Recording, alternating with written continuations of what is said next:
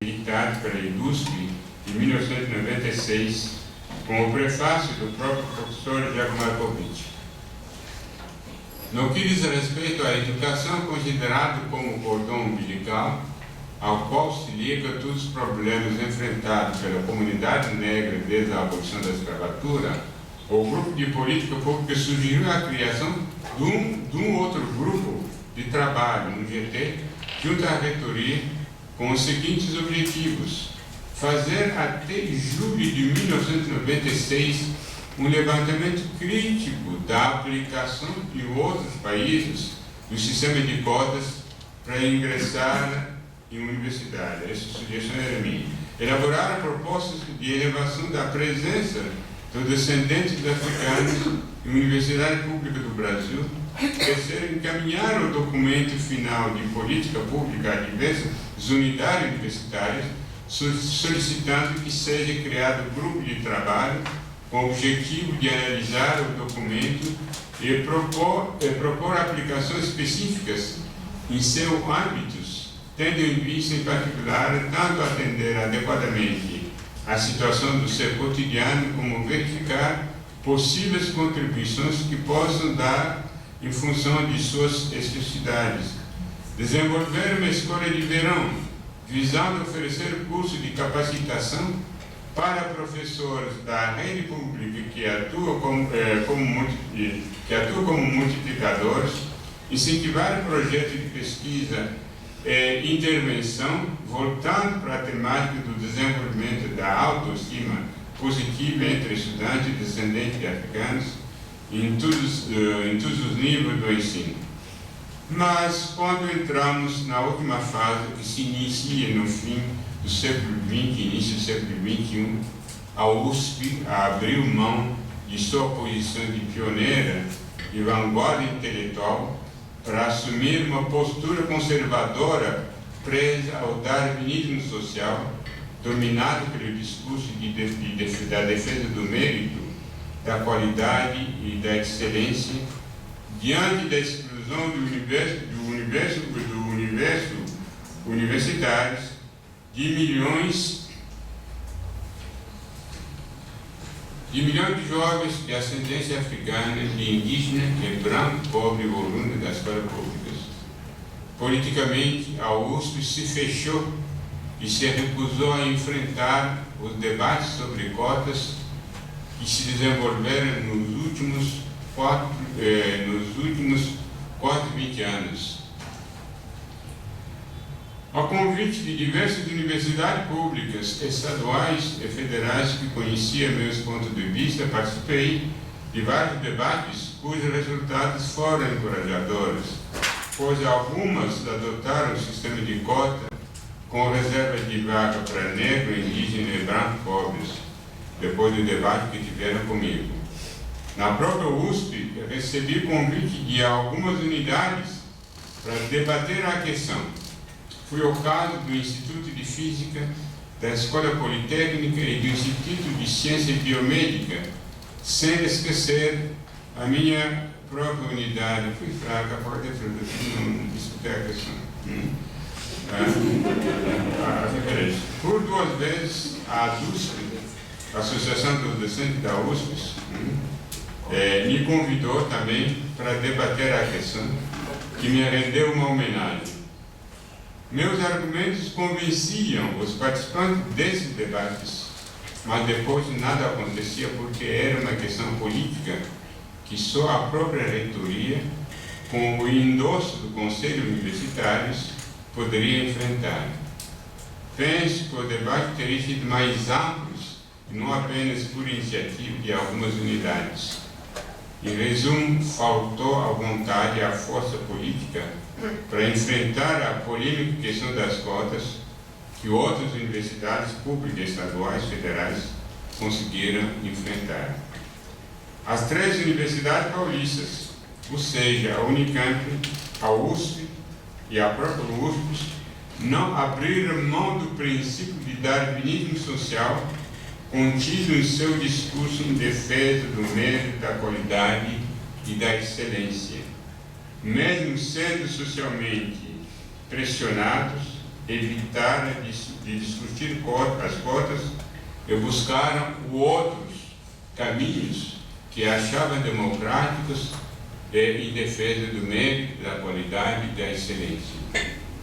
Assim, em 23 de maio de 2006, o Conselho Universitário da USP aprovou o Programa de Inclusão Social da USP, o INCLUSP, tendo como objetivo prioritário a maior democratização do acesso dos segmentos menos favorecidos das sociedades a seu curso, sem comprometimento do mérito,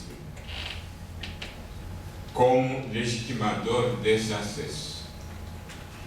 Quando eu recebi a informação, porque não me convidaram nesse reunião, mas alguém me mandou, da reitoria, me mandou o documento.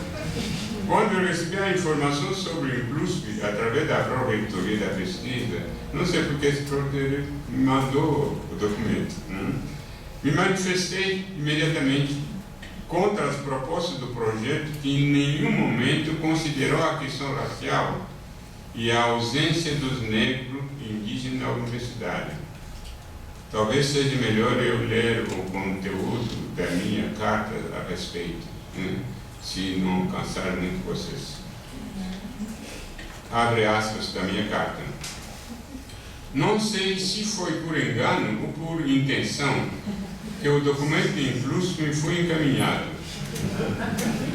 Se for enviado intencionalmente, creio que não sou a pessoa indicada, pois defendo a proposta de ação afirmativa com a modalidade cota para alunos oriundos do ensino público, com percentagem definida para branco, negro e indígena. Proposta que os apresentadores e defensores do INCLUSP acham radical, pois subordina o mérito acadêmico a critério de natureza social. A defesa do mérito numa sociedade desigual se fundamenta, sabe-se, no princípio da darwinismo social, que postula que na luta ou na competição para a vida é o melhor que ganha. Mas definir o melhor a partir dos concorrentes colocados desigualmente na linha de partida é algo contestável e indefensável. A avaliação feita a partir da experiência dos alunos dos últimos 4 anos nas 18 universidades públicas estaduais e federais que adotaram cotas mostra que o rendimento acadêmico dos alunos cotistas não prejudicou os sagrados princípios de qualidade e excelência enfaticamente defendidos nesse documento. Pelo contrário, em algumas áreas nas quais branco, pobre e negro não tinham acesso, como as biologias, as biológicas, medicina, etc., os resultados foram surpreendentes. Não é verdade a afirmação de que a cota prejudica a qualidade e a excelência da formação universitária, pois os resultados da experiência desmentem tais afirmações.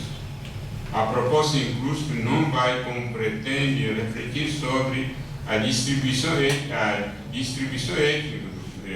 do país, pois é uma proposta baseada somente sobre as diferenças econômicas, que não são as únicas, deixando de contemplar as verdadeiras diversidades étnicas ilustradas pelas flagrantes desigualdades raciais em matéria de educação entre a população branca e negra. Creio que não vamos desqualificar as estatísticas apresentadas pelas instituições nacionais qualificadas como o IPEA ou o IBGE. No documento diz-se que a USP buscará trabalhar a diversidade, reconhecendo a heterogeneidade das condições dos candidatos alunos, buscando elevar o nível da formação, de modo a não reproduzir a desigualdade presente no ingresso. Bem, de que desigualdade se trata?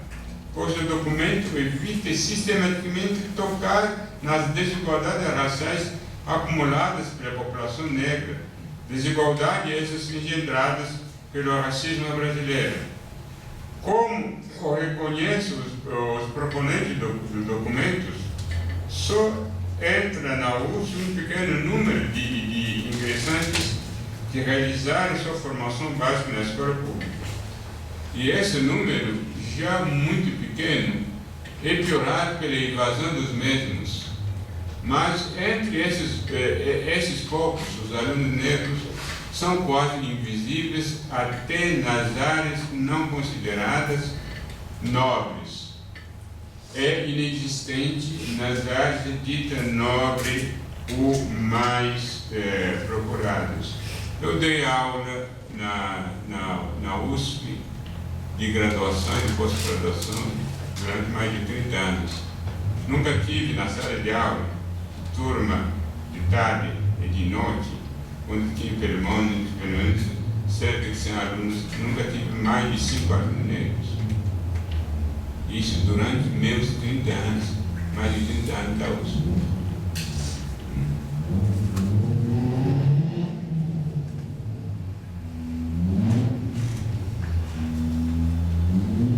O programa prevê um sistema de pontuação, isso é a novidade, um sistema de pontuação acrescida para alunos de rede públicas com um pequeno bônus de 3% na sua nota. Eu soube que a proposta foi aprovada ontem, pare de pontuação também. Eu não entendo muito bem esse código de pontuação. Porque não se precisa dizer, olha, tem 20, 30 vagas ou 20 vagas para negro. Os negros são mais classificados, entram nessas vagas, mas por que essa pontuação? Não tem inteligência. Não, ela continua na mesma. Passaram-se as décadas, ela continua na mesma. Não sei como vai funcionar, porque eu não entendo nada. Não vai. Então, o programa previa um sistema de pontuação acrescida para alunos de rede pública com um pequeno bônus de 3% na sua nota. De acordo com as simulações realizadas com dados da FUVEST 2006, o número de ingressantes oriundos da escola pública poderia passar de 23,6% para 30%. Em quanto tempo?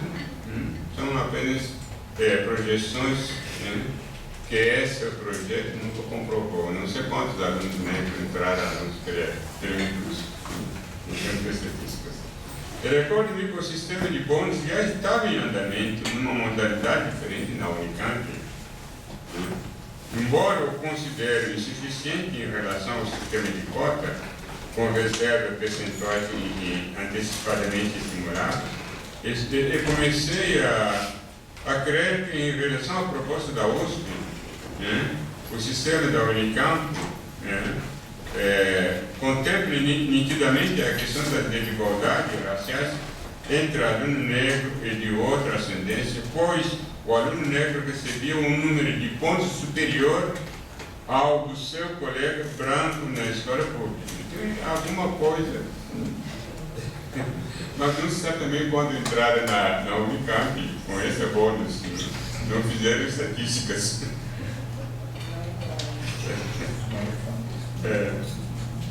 Então, porque a proposta da USP fez questão de ignorar sistematicamente as desigualdades raciais acumuladas pela população negra e, consequentemente, as medidas compensatórias que possam reduzir as extremas desigualdades existentes entre branco e negro em matéria de educação. Acho que deveríamos contemplar tanto a inclusão de todos os excluídos econômicos quanto a especificidade dos que somam a exclusão econômica com a exclusão étnico-racial. Fechar os olhos a essa dupla exclusão do negro seria recair na sobrevivência do mito de democracia racial. Equivaleria a pensar que o racismo não atrasou o desenvolvimento escolar da população negra, ou de outro modo, como escuto pode cotidianamente dos colegas, que a questão é puramente econômica. Pensava naquela época, sinceramente, que o fato de o documento inclusive ignorar as desigualdades raciais na sua proposta de mudança depois de tantos anos de indefinição e tergiversação da nossa universidade. Começou a discutir a ação legislativa em um retrocesso em relação ao documento anterior elaborado pela Comissão de Políticas Públicas, né? Do qual falei que foi publicado no meu livro, que foi totalmente ignorado. As simulações podem prever quantos alunos negros que entraram na USP, dentro desse 30% projetado, já que os atores do projeto se dizem preocupados com a questão da representação da diversidade étnica, etc. Porque a universidade, que é um espaço de experimentação, tem tanta rejeição à experimentação das cotas e tem tanta certeza que a pontuação acrescida é mais segura e daria mais bem resultado em termos de inclusão. Mas parece que a pontuação continua, não? Eu não sei o que vai dar. Não parou por aí. Com o sistema de bônus na Unicamp e com o incluso na USP, pois apareceu uma proposta mais ampla e mais elaborada que abarcaria as 3 universidades paulistas na busca dos caminhos de inclusão com mérito, palavras-chave muito respectivas. Essa proposta era chamada PIMESP, Programa de Inclusão com Mérito nas Universidades Paulistas, que viria do governo do Estado de São Paulo. Mas seu apresentador e defensor era o professor Carlos Bosch, ex-reitor da Unicamp e ex-presidente da FATES. O PIMESP, no Programa de Inclusão com Mérito nas Universidades Paulistas, seria um college de 2 anos de formação complementares que recebia alunos branco, negro, alunos das escolas públicas e já com diploma do ensino superior e secundário em mão. Depois de sua formação, os que concluíram com nota mínima nota mínima 7 ou mais, desse college, terão acesso direto a uma das faculdades das 3 universidades. Os que tiveram menos que nota 7 terão apenas um diploma que facilitaria seu ingresso no mercado de trabalho. Formidável e genial, não é?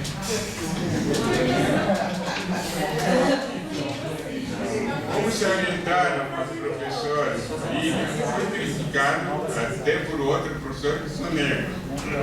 Como se orientaram as professoras Lívia Schwartz e Maria Helena Machado, da USP, e o saudoso professor John Monteiro, da Unicamp, em matéria publicada no caderno Tendência e Debate do Jornal Folha de São Paulo, de 12 de março de 2013, a proposta tinha um conteúdo separatista e segregacionista. São essas 3 pessoas que fizeram isso, não é eu. Bom, durante 2 anos, os alunos que ingressaram nesse college semipresencial não terão a oportunidade de se conhecer e conviver como é de tradição num curso universitário, além de viver separados entre si, ou que os impediria de construir sua identidade e os mecanismos de solidariedade, pois viverão num centro que fisicamente terá pouca existência em um sistema de segregacionista que vai adiar por 2 anos seu encontro físico com os colegas oriundos dos colégios particulares que ingressaram pelo vestibular tradicional. Já são meus comentários. Mal abriu-se o debate oficialmente nas 3 universidades paulistas para discutir as políticas afirmativas e as cotas, o pacote enlatado do PIMESP e seu college, palavra pomposa, pronto para consumir, caiu de repente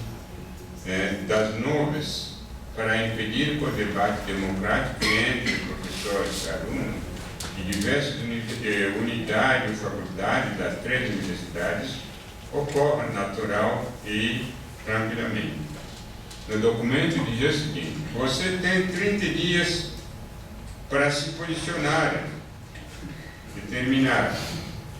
O que estaria por trás de tanta pressa para resolver uma questão tão importante e cujo debate estava apenas começando? Ou que a propósito do trimestre, que nada tem a ver com o sistema de cotas, tem de melhor. Supõe que seja a qualidade e a excelência embutida no princípio da meritocracia. Isso pressupõe que na experiência de 10 anos das universidades federais e estaduais que entraram no sistema de cota, exemplo da UNB, da Faculdade Paulista de Medicina, e todas as universidades federais e estaduais do sul do país, como Rio Grande do Sul, Santa Catarina, Paraná, Universidade Federal de São Carlos, entre outros, essas universidades, têm esquecido o mérito que as 3 universidades paulistas querem salvar através do trimestre do college. Veja a injustiça que o trimestre podia produzir, porque não acontecer comparativamente ao sistema de cotas já em vigor em muitas universidades e a partir deste ano em todas as universidades federais. Enquanto o aluno que ingressou pelas cotas nas federais ou nas estaduais, onde já funcionavam as cotas, estiver terminando o 2º ano para entrar no 3º ano de um curso superior, seu colega que entrou no College Paulista estaria entrando. Ele termina, vai passar 2 anos, depois quando entra, o outro já está indo para o 3º ano. Isso se for a prova. Então, se for a prova, ele tem que pedir seus 2 anos. Para entrar numa faculdade, ele deve ter uma nota de no mínimo 7. Nota essa que não é de corte para todos os cursos concorridos, pelos alunos que competem pelo vestibular sem cotas. Que tremenda injustiça. Se tiver nota de aprovação inferior a 7, ele está preparado para o mercado. Ora, existem cursos técnicos que preparam para o mercado e que exigem menos tempo. Diz-nos que esse modelo de college já existe em alguns países da Europa, Estados Unidos e Canadá. No discurso que eu gostei do Carl Walker, o college existe no Canadá, nos Estados Unidos, na Bahia, o Sr. Omar adotou o college. Não discordamos, mas quais finalidades? Para incluir negro, indígena e branco, pobres? Com certeza, nossas finalidades são diferentes desses países, Canadá, Estados Unidos, que tem colleges. É interessante lembrar que quando se começou a discutir cota por volta de 2002, alegava-se que era um modelo importado dos Estados Unidos e que nada tinha a ver com as peculiaridades brasileiras, mas o college era importado. É o caso de perguntar se o modelo de college de inspiração estrangeira serviria mesmo para incluir negros, indígenas e brancos oriundos das escolas públicas. Eu tinha muita dúvida e por isso fez esses comentários.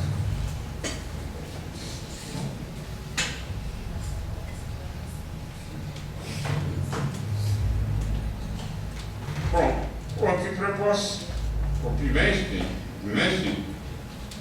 o que a proposta do trimestre, que nada tem a ver com o sistema de cota, tem de melhor. Supõe que seja a qualidade e a excelência embutida no princípio da meritocracia. Isso pressupõe que, na experiência de 10 anos das universidades federais e estaduais que entraram no sistema de cotas, exemplo da UNB, da Faculdade Paulista de Medicina, de todas as universidades federais e estaduais do sul do país, a Universidade Federal do São Carlos, entre outras, que já citei, essas universidades têm esquecido o mérito que as 3 universidades paulistas queriam salvar através do trimestre. Resumindo, o trimestre não deu certo. Que passou pela audiência pública, liderado por Lucy Brandão. Eu estava no auditório, na sala, para assistir ao debate, porque me interessava. Aí Silvio Almeida traiu e disse: o professor Cabanilhas está aqui na sala, ele devia estar nessa mesa. Foi aplaudido, os deputados me convidaram para sentar na mesa. Então, Carlos Bocos levantou da mesa dele para me cumprimentar, porque ele não faria.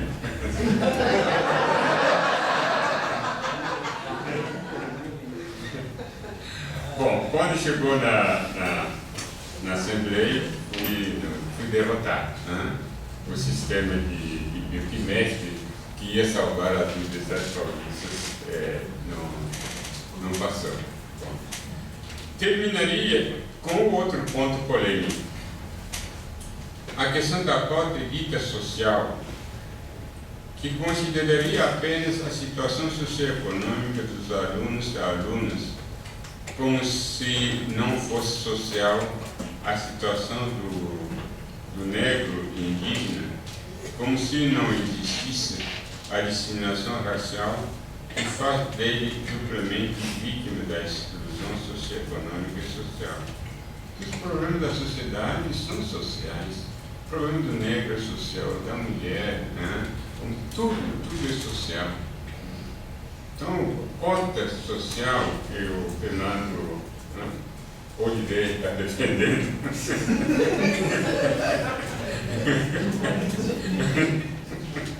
nossa cota é social também. Bom, terminei com essa ponto polêmica, a questão da cota dita social, que consideraria apenas a situação socioeconômica dos alunos e alunas, como se não fosse social a situação do negro e indígena, como se não existisse a discriminação racial que faz dele duplamente vítima da exclusão socioeconômica e racial. Continuaria a pregar no deserto, pois é difícil convencer a maioria dos brasileiros a esse respeito, por causa da força da inércia do mito de democracia racial. Continua a acreditar que a dita cota social não resolveria rápida e devidamente a questão da inclusão do negro na universidade pública por dois motivos. O primeiro, o abismo acumulado entre negro e branco, coletivamente, falando em matéria de educação superior, é chocante e assustador, de acordo com as estatísticas do IPEA e do IBGE. Exemplo, essa estatística de 2000 entre brasileiros que têm um diploma universitário, 97% são brancos, 1% são orientados, apenas 2% são afrodescendentes, quer dizer, preto e pardo. Evidentemente, é uma estatística de 2000 que mudou pouco graças aos 10 anos de cotas em algumas universidades do país. Fala-se aproximadamente de 14% de afrodescendentes que têm um diploma universitário hoje, quando são demograficamente cerca de 55% de brasileiros. A reserva de cotas separadas para negros, que alguns consideram como uma discriminação contra branco pobre, é o único caminho certo para a inclusão do negro na universidade. Para os que consideram essa reserva como uma discriminação ao contrário, ou que não é meu ponto de vista, eu lhe responderia que é uma discriminação positiva, que ajudaria a resolver uma grave questão social que as políticas ditas universalistas jamais resolveriam. Prova disso, as universidades que adotaram cota, no caso da UNB, por exemplo, receberam e formaram nos últimos 20 anos mais negros que receberam e formaram durante toda a sua existência antes das cotas. O segundo motivo que me leva a defender a reserva de cotas separadas para negros tem a ver com os riscos da probabilidade matemática. Por causa da taxa de evasão e abandono da escola fundamental, e média dos alunos negros comparativamente aos brancos, são poucos os alunos que concluem o ensino médio e que concorrem ao vestibular com alunos brancos muito mais numerosos. Se oferecer as vagas reservadas indiscriminadamente entre um pequeno número de alunos negros e um grande número de alunos brancos, matematicamente, os negros poderiam de novo sobrar. É uma questão de probabilidade matemática. Não estou inventando nada. Você vai na Mega Sena, um faz um pacote, o outro faz um só. Eu tenho mais um pacote, grande pacote, que é a possibilidade de ganhar. Então é matemática. Não. Finalmente, no ano de 2016, as universidades paulistas se renderam como última grande universidade pública a adotar o sistema de cota. Melhor tarde que nunca. Mas desejo que não seja apenas o resultado de pressões sociais, mas também o resultado de um amadurecimento político sobre a questão. Pois, se não for assim, o pleno funcionamento do sistema de cota poderia ser prejudicado, alimentando as fraudes que já ocorrem em algumas universidades públicas. Uma coisa que não entendo até hoje é esse prazo de 10 anos de vigência das cotas nas universidades federais e até em algumas estaduais. É só que o curso também é 10 anos? Não. 10 anos. É estranho. Alguém diz 10 anos, o país inteiro acompanha. Eu acho que não dá para pensar de outro jeito. É tudo a partir de 10 anos.